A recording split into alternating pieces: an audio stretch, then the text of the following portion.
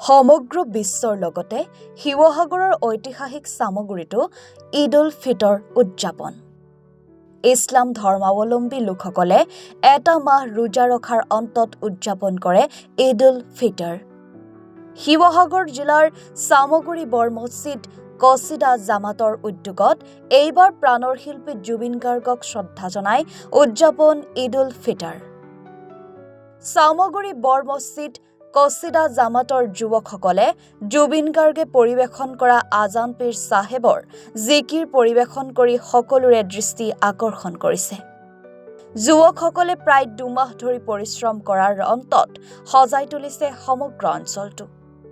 শান্তি সম্প্ৰীতি আৰু ভাতৃত্ববোধৰ বাৰ্তা বহন কৰি পবিত্ৰ ৰমজান মাহৰ ৰোজা ৰাখি ইছলাম ধৰ্মাৱলম্বী লোকসকলে কৰি গৈছে দুৱা।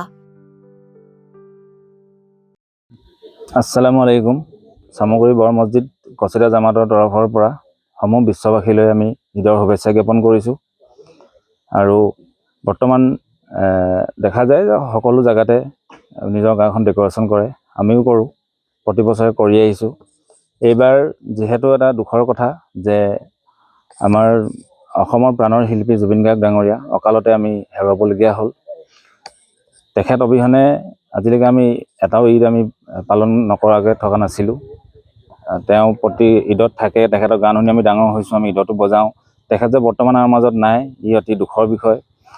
গতিকে আমি তেখেতক স্মৰণ কৰি আমাৰ চামগুৰি আমাৰ যিমানখিনি ল'ৰা আছে, যুৱক ভাইসকল, আমাৰ কছিদা জামাতৰ সহযোগ তথা আমাৰ গাঁৱৰ যিমান জামাতৰ মানুহ আছে সকলোৱে সহায় সহযোগ কৰিছে। আৰু সেই সহায়ৰ বলত আমি তেখেতৰ এটি প্ৰতিকৃতি আমি ইয়াতে আমি সাজিবৰ চেষ্টা কৰিলোঁ আৰু সজাও হ'ল।